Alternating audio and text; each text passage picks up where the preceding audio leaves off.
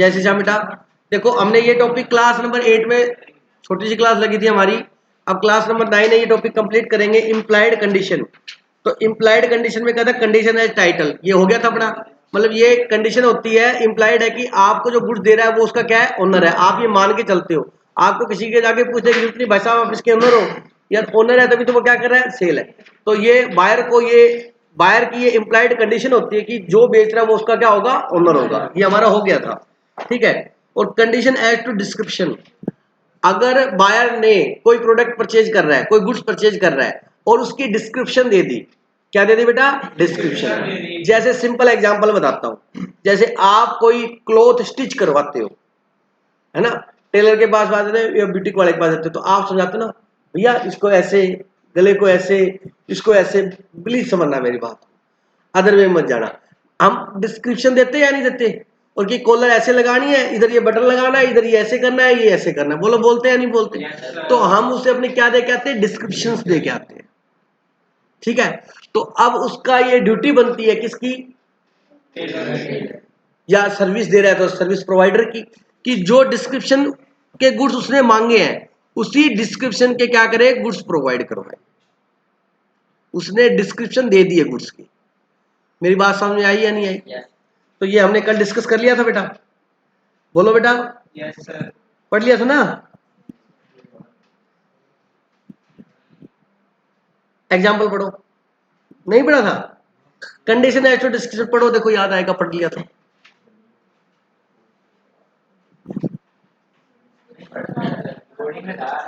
पढ़ो बेटा, आप पढ़ो, आप पढ़ो, रीड करो।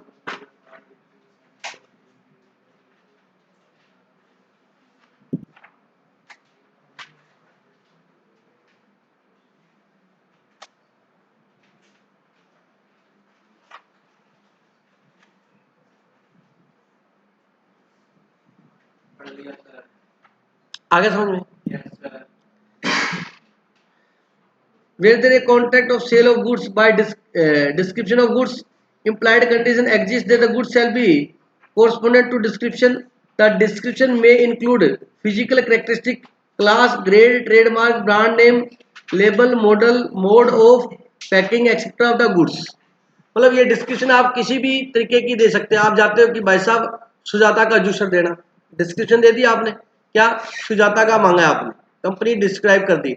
लेकिन आप आगे पढ़ोगे कि यदि कोई गुड्स ट्रेडमार्क या पेटेंट के अंतर्गत बेचा जाता है, ठीक है, आगे बताएंगे, अगर गुड्स ट्रेडमार्क या कस्टमर ने आके बोला कि मेरे को ये गुड्स दे दो, आपसे ये नहीं पूछा, 3-4 क्वालिटी दिखाई, आपसे पूछा भाई साहब कौन सा बढ़िया है, फिर तो एक अलग बेटर है। उसने आके अपने पहले फाइनल क्या होता माइंड में आते, उसने बोला कि मेरे को सैमसंग की एलईडी दे दो, तो अगर उसके बाद वो ले जाता है, उसके बाद उसमें कोई डिफेक्ट निकलता है, तो बेटा फिर सैमसंग कंपनी जाने और वो जाने, सेलर की कोई जिम्मेवारी। अब सैमसंग कंपनी ने जो उसको वारंटी दी है, जो सर्विस प्रोवाइड कराएगा, जो शॉप जिसको भेजेगा वो सही करवाएगा, वो 3 दिन बाद आता है, भाई साहब सैमसंग की एलईडी लेके था, ये तो चली नहीं, ये क्या कहता, भाई साहब सैम ये कस्टमर केयर नंबर है, इस पे फोन कर लो, बोलो गलत है या सही है। तो भाई साहब आपसे ली थी, तो कहते भाई साहब मैंने बढ़ाई थोड़ा ना है, सैमसंग कंपनी ने बढ़ाई है, सैमसंग कंपनी वारंटी देती है आपको 2 साल की, ये कस्टमर केयर है, नंबर करो, आपके घर आके सही करके जाएगा। और छोटू सर को पानी पिला, मेरी बात समझे या नहीं समझे। मतलब अगर कोई गुड्स ट्रेडमार्क के अंदर या पेटेंट के अंदर बेचे गए हैं, तो उस केस में बेटा क्या सेलर की जिम्मेवारी नहीं होती, आगे पढ़ेंगे भी आएगा देखो, क्योंकि वो तो फिर कंपनी के नाम पे, वो तो शॉपकीपर पे थोड़ा विश्वास कर रहा था, वो तो ब्रांड पे विश्वास कर रहा था। किस पे विश्वास कर रहा था, ब्रांड। आप जाते हो कहीं पर भी, सब आप जाते भैया, एक बच्चा बोला भैया चीज लेना, उसने कोई भी दे दिया डायमंड भैया बढ़िया यहाँ ले लिया, वो आके भैया लेज देना ग्रीन या रेड, तो आप लेज पे विश्वास कर रहे हो, पेटेंट है, ब्रांड नेम पे विश्वास करते हो। समझ में आई मेरी बात, सुनना बेटा, यहां पर सिंपल ये है कि यदि सिंपल सा है, यदि कस्टमर ने डिस्क्रिप्शन दे दी है, क्या दे दिया है, तो सिर्फ इतना बता रहा हूं कि जो डिस्क्रिप्शन दी है उसके अकॉर्डिंग उसको माल देना पड़ेगा। उसने डिस्क्रिप्शन दे दी एचपी का लैपटॉप दे दो भैया, ये वाला मॉडल, तो बस एचपी का ही देना है, ये डिस्क्रिप्शन है। अगर कोई बताता है ये ऐसे होना चाहिए, कोई मान लीजिए कोई ऑर्डर दे रहा है किसी चीज का, टॉय का ऑर्डर दे रहा है या रेडीमेड गारमेंट्स का ऑर्डर दे रहा है, तो वो एक्सप्लेन कर रहा है कि इसको ऐसे स्टिच करना है, इसको ये लगानी है, इसकी लेंथ ये रखनी है, इसकी ये चीज ऐसे ऐसे करनी है, तो फिर उस डिस्क्रिप्शन का उसको बना के देना पड़ेगा। ठीक है, अगर उसने कोई भी चीज डिमांड करी है, जो डिस्क्रिप्शन दिया उसी डिस्क्रिप्शन को प्रोवाइड करेगा तो उसकी कोई दिक्कत नहीं है। अगर उससे आपने मांगा बिस्लेरी, उसने दे दिया बिस्लरी, बिस्लेरी तो एक्चुअल है बिस्लरी, ठीक, बिस्लेरी जो भी वर्ड है स्पेलिंग का मिस्टेक करके डाले हैं वो फिर गलत हो गया ना काम। वो तो शॉपकीपर ने उसको कहना चाहिए भाई बिस्लेरी नहीं है मेरे पास, बिस्लरी है मेरे पास। समझ रहे हैं नहीं समझ रहे? चलिए, क्योंकि उसने डिस्क्रिप्शन दे दी थी। सुना please, condition as to sample.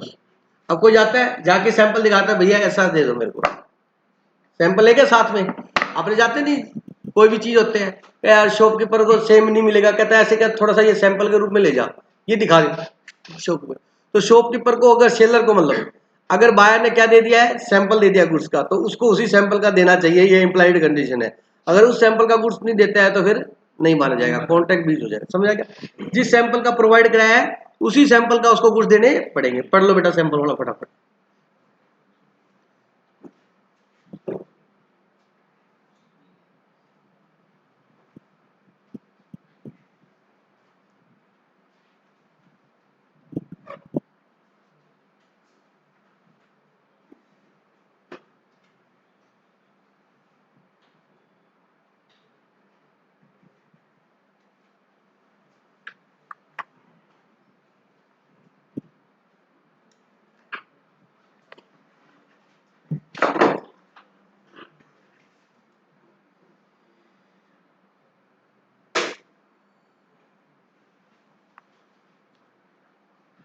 बिल्कुल इजी है,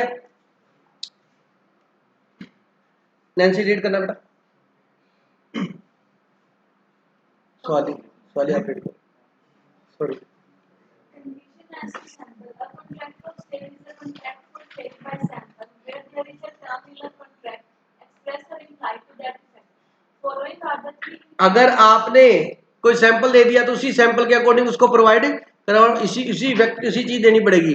बट ये ध्यान रहे कि वो जो गुड्स दिए गए हैं वो किसी भी उसमें डिफेक्ट नहीं होना चाहिए, उसके अंदर कोई दोष नहीं होना चाहिए उसके अंदर। अगर उसने क्वांटिटी बल्क में ली है, क्या लिया है, तो उसको बल्क क्वांटिटी के, तो ये लो एग्जांपल के अकॉर्डिंग अगर वो उस बल्क बॉक्स को खोल के चेक करना चाहता है तो उसको रीजनेबल अपॉर्चुनिटी दी जानी चाहिए चेक करने की। वो कहता नहीं नहीं नहीं नहीं घर ले जाके देना बिल्कुल सही है, ऊपर सही दे और नीचे आगे तो रीजनेबल अपॉर्चुनिटी थी। अच्छा, उसने रीजनेबल अपॉर्चुनिटी सुना, उसने खोला, उसमें से कुछ हल्का मोटा डिफेक्ट था, उसने देख भी लिया, फिर भी कहते चलो चल जाएगा, उसके बाद उसकी जिम्मेवारी नहीं है। उसको रीजनेबल कहते भाई साहब एक बात सुनो, इस नमूने के है मेरे पास, मैं दिखा देता हूँ आपको। उसने लाए, कहते भाई आराम से देख लो, चेक कर लो, अगर आपको पसंद है तो ले जाओ, नहीं तो कोई बात नहीं। उसके बाद उसने सारा चेक कर लिया, उसके बाद वो कहता ओके है, फिर ले जाता है और फिर बोलता है कि एज पर सैंपल नहीं है, फिर नहीं चलेगा, क्योंकि उसने रीजनेबल अपॉर्चुनिटी दे दी थी उसको चेक करने के लिए। उसने जो भी हल्का मोटा डिफेक्ट था उसको चेक भी कर लिया था, फिर भी उसके बाद क्या कर लिया, एक्सेप्ट कर लिया। तो उसके बाद ये नहीं करेंगे कि उसने कंडीशन का ब्रीच की है, फिर तो रीजनेबल अपॉर्चुनिटी दे दी उसको। लिखा हुआ रीड करना बेटा। Following are the three type conditions in case of a contract for sale by sample. The bulk shall correspond with the sample in quality. मतलब जो क्वालिटी सैंपल की है वो क्वालिटी उसकी होनी चाहिए, एक तो समझ गए। Number 2, The buyer shall have a reasonable opportunity of मतलब बायर को रीजनेबल अपॉर्चुनिटी देनी चाहिए जो आपने सैंपल लाया उससे कंपेयर करने के लिए उसको। Third, The goods shall be free from any defect उसके अंदर कोई भी डिफेक्ट नहीं होना चाहिए। which would not apparent on reasonable examination of the sample. If the defect is visible and can be discovered on inspection, the seller cannot be held liable for the same. अगर simple defect है उसके अंदर जो reasonable देखने से या check करने से ही पता लग जाता है, वो इंटरनल है, मान लीजिए आपने इलेक्ट्रॉनिक गुड्स खरीदा, उसमें कोई इंटरनल डिफॉल्ट है, वो तो आप नॉर्मल चेक करने से नहीं पता लग सकते, वो तो कोई जो इसकी नॉलेज रखता है उसी को पता लगेगा। कोई नॉर्मल अगर उसमें डिफेक्ट है जो कि देखने से या नॉर्मल चेकिंग से पता लग सकता है और वो आपने देखा है और वो डिफेक्ट है और आप उस चीज को ले लेते हो तो फिर उसके बाद सेलर की कोई जिम्मेवारी नहीं है। कोई टेक्निकल डिफॉल्ट है हाँ, उसके लिए फिर वो जिम्मेवार होगा। बात समझ आएगी नहीं आई? Next, condition as to sample as well as description, दोनों को मिक्स करके दिया हुआ है, कोई दिक्कत तो नहीं है। मतलब कहता है उसने क्या किया, सैंपल भी दिखाया और डिस्क्रिप्शन भी दे दी। तो बेटा जैसा सैंपल दिखाया और जैसी डिस्क्रिप्शन दी है वैसा उसको गुड्स प्रोवाइड करवाना पड़ेगा। रीड कर लो इसको बेटा जल्दी से, एग्जाम्पल रीड करो इसका। मतलब पहले में कह रहा है डिस्क्रिप्शन, दूसरे में कह रहा है सैंपल, अब कह रहा है सैंपल और डिस्क्रिप्शन दोनों दे दिए तो दोनों को पूरा करना पड़ेगा बेटा, इंप्लाइड है।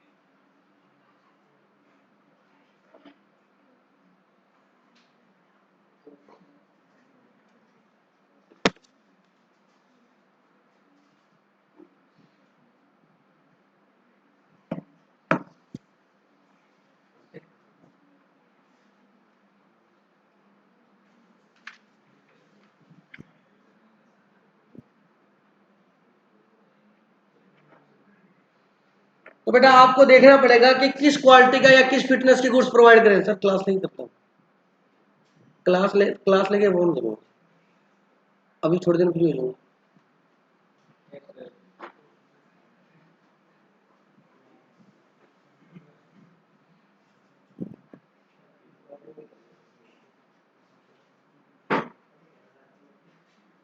कोई डाउट है किसी को इसमें? आगे एग्जांपल समझ में क्या दिया एग्जांपल इसमें? बात क्यों कर रहे हो भाई? है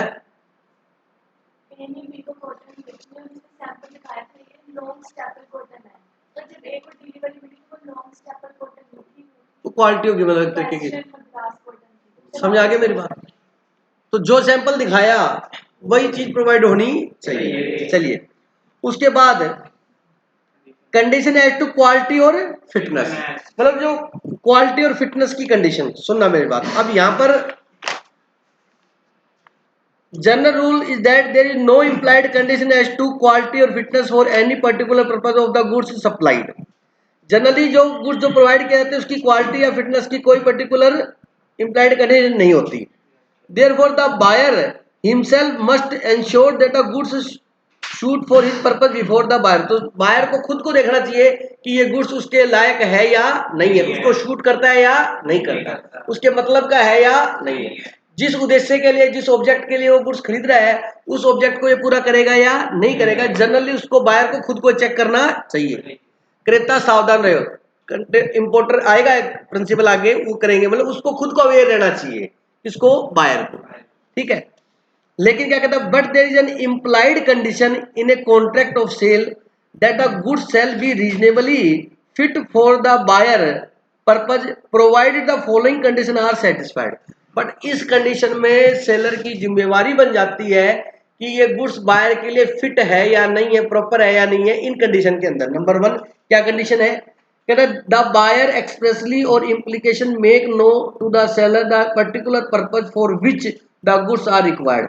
मतलब बायर ने अपना जो ऑब्जेक्ट था, जो उद्देश्य था, उसको एक्सप्रेसली उसको क्या कर दिया, बता दिया। फिर सिंपल एग्जांपल बताता हूँ। एक मेडिसिन की शॉप है, काफी टाइम से चल रहा है, हमें पता है कि ये अंकल जो मेडिसिन के बारे में अच्छी नॉलेज रखता है, ठीक है। अब कोई पर्सन जाता है, वो कहता सर मेरे को हेडेक हो रहा है, उसके लिए मेडिसिन देता हूँ, तो ये इम्प्लाइड है उसने अपने ऑब्जेक्ट बता दिया। उसको किसके लिए चाहिए, सर दर्द को दूर करने के लिए, सर दर्द करने के लिए नहीं है ना, उसके लिए क्या चाहिए, टैबलेट चाहिए। तो यहाँ पर अब ये नहीं है, वो ये नहीं है कि बॉक्स भैया ये देख लो ये बॉक्स रखा है, तेरे को जो अच्छे लगे वो ले ले। कोई परचेजिंग थोड़ा करे, कोई टॉफी थोड़ा लगे, जो अच्छी लगे वो ले ले। तो मेडिसिन है बेटा, और आप उस पर क्या कर रहे हो, फेथ कर रहे हो, और आप उसके स्किल पर भी क्या कर रहे हो, फेथ कर रहे हो, और आपने अपना ऑब्जेक्ट क्या किया, बता दिया। बता दिया या नहीं बता दिया, समझ आ गया? अब आपने हेडेक की मांगी या फीवर की दे दे या लूज मोशन की दे दे या किसी की भी टैबलेट दे दे, डिपेंड करता है उसके ऊपर। वो तो उसने अब डिपेंड किया कि उसने बोल दिया प्लीज, अपना ऑब्जेक्ट बता दिया या नहीं बता दिया। तो फिर उस केस में उसकी जिम्मेवारी है कि जो ऑब्जेक्ट है उसको फुलफिल वो करे, उस क्वालिटी की मेडिसिन दे उसको जो उसके बॉडी के लिए क्या रहे, फिट रहे। The buyer rely on the seller skill or judgement, ये मैंने इसी में बता दिया। और बायर जो था वो उसके स्किल और जजमेंट पे क्या करता है, फीड करता है। बायर जो है, ध्यान दो बेटा, एक बात को छोड़ दिया करो प्लीज। बायर जो है उसके स्किल और जजमेंट पे क्या कर रहा है, विश्वास। उसने मतलब बायर ने किसके ऊपर छोड़ दिया, सेलर ने। अपने बोलते नहीं सर आप अपने हिसाब से बता दो कौन सा बढ़िया, मैं वो ले लूंगा। मतलब आपको अपने उसके स्किल पर क्या है, नॉलेज है, क्योंकि वो बहुत टाइम से काम कर रहा है ये वाला। तो अगर बायर ने सेलर के स्किल और जजमेंट पे छोड़ दिया है तो फिर इंप्लाइड है कि वो ऐसा होना चाहिए जो क्वालिटी हो और उसके लिए क्या हो, फिट हो। अब आपने कहा भाई साहब बढ़िया दे दो, जो सही आपको इन चीजों में से अच्छा लगता है वो दे दो, वो लेंगे, और फिर वो उस क्वालिटी का नहीं लेगा, डिफेक्ट निकल गया, तो आके आप बोल सकते हो भाई साहब यार आपको, अब ये नहीं बोल सकते भाई साहब आप नहीं मांगा था यार, मैंने तो आप पे छोड़ दिया था कि जो बढ़िया है वो दे दो, मैं तो आप पे ट्रस्ट कर रहा था। मेरी बात समझे या नहीं समझे। तो वैसे क्वालिटी की जिम्मेवारी बायर की होती है, लेकिन इन कंडीशन में किसकी बन जाएगी, seller. Third, the seller deal in the goods in his usual course of business. मतलब सेलर जो है जिस गुड्स को बायर खरीदने आया है उस गुड्स में सेलर है रूटीन में उस गुड्स का क्या करता है, सेल करता है। तो उस गुड्स से वो अच्छे से वाकिफ है कि वो गुड्स कैसा है। मेरी बात समझेंगे, समझे। मतलब रूटीन में वो गुड्स बेचता है, उसको गुड्स की क्या है, एकदम क्वालिटी के बारे में, फिटनेस के बारे में प्रॉपर मालूम है।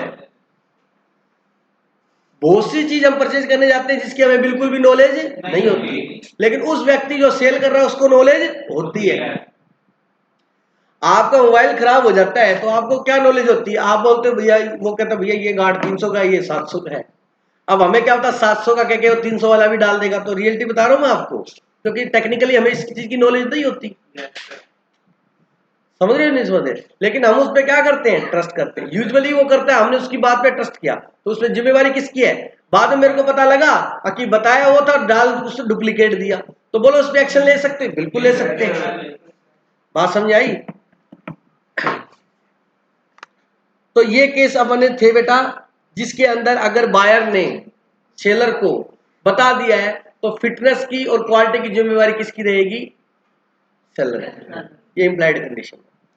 अब एग्जांपल दिया हुआ है वो आपके लिए, आप रीड कर लो। डेंटिस्ट के पास गया है दांत लगवाने के लिए, कि उसने कहा कि भाई साहब आप डॉक्टर, आप यूजुअल कोर्स में यही काम करते हो, कहता हाँ ये दांत ही लगाता हूँ। ठीक है ना, कोई पेंट तो करता नहीं, कोई कारपेंटर भी नहीं हूं मैं।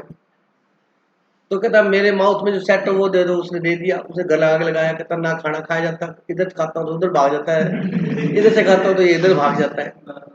तो फिट नहीं है तो बोलो वापस लेने पड़ेंगे, बिल्कुल लेने पड़ेंगे। उसने अपनी रिक्वायरमेंट ऑब्जेक्ट बता दिया भाई साहब, तो वो उसने ऑब्जेक्ट भी बता दिया, वो उसके स्किल पर भी विश्वास करता था, है, बोलो करता था या नहीं करता था। और यूजुअल कोर्स में वो ये काम कर रहा है डेंटिस्ट, उसका काम ही है लोगों को आर्टिफिशियल टीथ देना। फेक फेक की जगह आर्टिफिशियल करना चाहिए इसको। आई बात समझ आ गई, क्लियर हो गया। चलिए अब इसके कुछ एक्सेप्शन दे रखे हैं, देखो नीचे क्या लिखा हुआ है, but the condition of fitness और क्वालिटी डज नॉट अप्लाई। इस केस में क्वालिटी और फिटनेस की कंडीशन अप्लाई नहीं होती। इस केस में वही बेटा पेटेंट वाला मैंने बता दिया। In the following specific case, even if the buyer has made known to the seller the purpose of which he is buying. अगर क्या लिखा है, पर्पज बता दिया है, लेकिन where the goods sold is specific article under a patent or under trademark. अगर कोई गुड्स पेटेंट और ट्रेडमार्क के अंतर्गत बेचा जाता है, ठीक है, उसने अपना पर्पज भी बता दिया, ठीक है, और लेकिन वो गुड्स क्या है, ब्रांड है पूरा, उसके अंतर्गत बेचा गया है, तो फिर बेटा अगर सेलर की जिम्मेवारी नहीं। देखो where the goods sold as specific article under a patent or other trademark, this exception is applicable only when the buyer does not rely on the seller's skill and judgment। कहता है ये exception तभी apply होगा जब buyer जो है वो seller के स्किल और जजमेंट पर विश्वास नहीं करता। आप जाके बोलते हो भाई साहब मेरे को तो टाइटन की वॉच चाहिए, या फास्ट ट्रैक चाहिए, या सोनाटा चाहिए, समझ रहे हो मेरी बात को? तो आपने ब्रांड नेम मांगा है, उसके अंदर क्या मांगा है? तो उस ब्रांड नेम की चीज मांगी है क्योंकि आपको ब्रांड पे विश्वास है, सेल करने वाले पे विश्वास है, तभी तो बोलते हैं। अब अपने बोलते अपने दिमाग में क्या था, वो कहता नहीं भाई साहब ये तो आजकल कम चल रही है, ये ले लो। अपने दिमाग में क्या था है, इसमें इसको ज्यादा बचता होगा इसलिए ये बेच रहा है। जनरल जनरल जनरल, ठीक है, चलिए ऑन ही। अब मान लीजिए एग्जाम्पल दिया हुआ है, एक होटलर है, होटल में यूज करना है उसने जूसर। जूसर आपको पता होटल में तो बड़ा चाहिए, बढ़िया जूसर। ऐसे घर की तरह जूसर तो है नहीं, कभी 2 महीने में एक बार यूज करना हो तो सवार के ऊपर रख देते हैं, कपड़ा ढक के आराम से है। आजकल तो वो ग्राइंडर आने लग गया तो उसका बेचारे का वैसे यूज कम हो गया, ठीक है। होटलर ऑर्डर टू सुजीत लिखा है, सुजाता लिख देता, कंपनी का नाम है मान लो, इसने लिख दिया सुजीत, तो अब क्या इलाज मान लो। अब पढ़ लो इस एग्जाम्पल को। जूसर एंड मिक्सर मांगा इस कंपनी का, ये पेटेंट है, एक ब्रांड नेम है सुजीत, ठीक है जी। इसने एग्जाम्पल माना, या इसकी जगह सुजाता मान लो, या बजाज मान लो, जो भी मान लो। और वो उसने अपने बिजनेस पर्पज के लिए मांगा है, और वो जब लेके यूज किया तो उसके पता लगा कि ये मेरे बिजनेस पर्पज के लिए वाइबल नहीं है, तो बोलो क्या होगा? सेलर पे नहीं ले सकता। उसने ब्रांड नेम पे विश्वास किया था, ब्रांड की चीज लेके गया था, तो कंपनी पे वो जो भी वारंटी गारंटी है जो भी है वो कंपनी से बात करे, सेलर की कोई गलती नहीं है। पढ़ लो कहाँ किया है। हाँ फिर है उसने अपना पर्पज बता दिया, उद्देश्य बता दिया, और उसके बाद कौन सजेस्ट कर रहा है सेलर, तो फिर इम्प्लाइड कंडीशन है, यही तो बड़ा है। उसने अपने बोला मतलब कि उसके लिए होटल के लिए चाहिए, ठीक है, बट सेलर ने उसको मतलब कि छोटे वाला जूसर दे दिया, तो हाँ है फिर, क्योंकि उसने अपने ब्रांड नेम का मांगा है जाके। आप टॉपिक पढ़ो ना, जो टॉपिक चल रहा है उसी पे बात करूंगा ना मैं अभी। अब क्या है कि वो उसने पेटेंट या ब्रांड नेम पे चीज मांगी है, तो कहता है इस केस में सेलर की इम्प्लाइड कंडीशन नहीं मानी जाएगी। अगर उसने अपना ऑब्जेक्ट बता दिया हो, वो टैलेंट स्किल पे विश्वास करता हो, उसकी सजेशन से ले रहा हो, तो मैंने बताया ऊपर है, ऊपर बताया मैंने है। अगर वो ब्रांड नेम में जाता है, किसमें जाता है? ब्रांड नेम में। उसने मांगा मेरे को होटल के लिए चाहिए और मेरे को सुजाता चाहिए या सुजी चाहिए, जो भी चाहिए, तो ठीक है उसने दे दिया। फिर अपने ये नहीं कह सकते कि सेलर ने इम्प्लाइड कंडीशन पूरी नहीं की, सेलर ने तो की, आप तो किस पे विश्वास कर रहे थे? ब्रांड पे विश्वास कर। तो फिर आप कंपनी पे जो भी आपको सर्विस है, एक्शन है, वो ले सकते हो, उस पर सेलर का कोई इम्प्लाइड कंडीशन वाली बात नहीं। लिखा हुआ देखो, पढ़ो इसके example. And hotelier order Sujeet juicer and mixture, patent product है ना, ये ब्रांड है ना, for his business. The juicer and mixture supplied was found to be unsuitable for commercial use. The buyer has no cause of action against the seller, seller पे action नहीं ले सकता, since he purchase juicer for its patent name, मतलब brand name पे लिया था उसने। समझा क्या? Where the product is used only for particular purpose but buyer failed to disclose his abnormal circumstances। Sir ये क्या हुआ? वापिस से पीछे जाओ, क्या टॉपिक चल रहा है हमारा कि इन केसेस के अंदर, इन केसेस के अंदर क्या इंप्लाइड कंडीशन नहीं होगी। नंबर 1 क्या है? Brand name. नंबर 2 क्या है? Where the product is used only for a but buyer failed to disclose his abnormal circumstances. मान लीजिए आपने कोई गुड्स खरीदा नॉर्मल अपने यूज के लिए, और आप उसका अदर यूज करते हो, और अदर यूज में वो गुड्स फेल हो जाता है, सक्सेस है, तो आप बोलते हो भाई साहब ये तो काम नहीं कर रहा। आपने वो ऑब्जेक्ट बताया था, नहीं बताया। एग्जांपल, आप एक शॉप पे गए कि भाई साहब मेरे को घर पे ना वाटर के लिए एक मशीन चाहिए, मतलब मोटर चाहिए जो पानी टंकी में ऊपर रिफिल करती है ना, मोटर चलाते हो आप, सप्लाई आती है, सप्लाई का पानी टैंक में है तो घर पे टैंक कर, और टैंक से ऊपर टैंकी में। कईयों का टैंक नहीं होता, सीधा डायरेक्ट है ना, तो कभी खत्म हो जाती है तो दिक्कत हो जाती है, फिर बाल्टियां बाहर आ जाती है पड़ोसियों के साथ। एनीवे जो भी है, अगर टैंक है तो स्टोरेज बड़ा हुआ है उसमें है, वहां से फिर आप ऊपर जो आपका मकान है, ठीक है, मोटर ले ली उसने, हाफ HP 1 HP ऐसे इसके नेम दे दी मोटर आपको, कलसी की दे दी, कलसी बहुत अच्छा ब्रांड है, ठीक है। अब आपने क्या किया बेटा, कोई पैसा नहीं मिलेगा, क्यों कंपनी की ऐड कर रहा है तू? आई बात समझ में? अब उसने क्या किया जी, मोटर ले ली। अब उसने क्या किया, उस मोटर को अपने घर के में यूज करने के बजाय 2 महीने बाद एक उसने मकान शिफ्ट कर लिया, एक फ्लैट ले लिया 6th मंजिल पे, और अब वो मोटर लगा के कहता है, और उसकी टंकी पड़ी है 10th मंजिल के ऊपर। अब उसने मोटर चलाई, वो सप्लाई ऊपर नहीं, बस इतना इतना ऊपर जाके पानी वही है, उससे ऊपर पंपिंग नहीं कर रहा, ऊपर नहीं जा रहा। अब वो कहता भाई साहब ये क्या है, तू अब नॉर्मल कारण से यूज कर रहा है, तूने कहा ही नहीं मेरे को 10 मंजिला इमारत के ऊपर टंकी रखी हुई उसके ऊपर चढ़ाने के लिए चाहिए। कहता मोटर तो पानी चढ़ाने का काम करती, कहता हाँ करती तो है, बट 20 25 30 फुट की मकान का होता है, इतना ही होता है, और कितना होता है समझ रहे हो? अब तू 60 फीट 80 फीट 100 फीट में चला रहा है, तो भाई साहब 5 HP की नई मोटर लगानी पड़ेगी आपको। बोलो गलत है, ऐसा ही है। तो नंबर 2 पढ़ना, where the product is used only for particular purpose but buyer fail to disclose his abnormal circumstance. अब बायर ने ये बताया नहीं कि कल को मैं फ्लैट में शिफ्ट होऊंगा तो इतनी हाइट पे भी पानी चढ़ा देता ऐसी मोटर, वो पहले उसको बड़ी दे देता। मकान वाली टैंकी तो 10 मिनट में भर देती, वो तो स्पीड से जाता पानी उसमें, और 10 ऊपर वाली फ्लोर भी भर देता उस टाइम। समझ आया कि नहीं है? तो उसमें इम्प्लाइड कंडीशन में आई, तो पानी चढ़ाने का ठीक है, तूने किस पर्पज से, तू अब नॉर्मल सर्कमस्टांस में यूज कर रहा है इसका। समझ रहे कि नहीं समझ रहे? Third, where the goods can be used for more than one purpose and the buyer fail to make known to the seller the purpose of making buying the selling is not be liable। मतलब उसने goods एक purpose से दूसरे purpose में use करे, और दूसरा purpose उसने बताया ही नहीं, तो उसमें उसकी कोई गारंटी नहीं है। कॉमर्शियल पर्पज में मान लो मोटर यूज कर रहा है कल को, समझ आ गया? तो इन केसेस में बेटा इम्प्लाइड क्वालिटी और फिटनेस की बात लागू नहीं है। नेक्स्ट है बेटा कंडीशन एज टू मर्चेंटेबिलिटी क्वालिटी। क्या हो गया?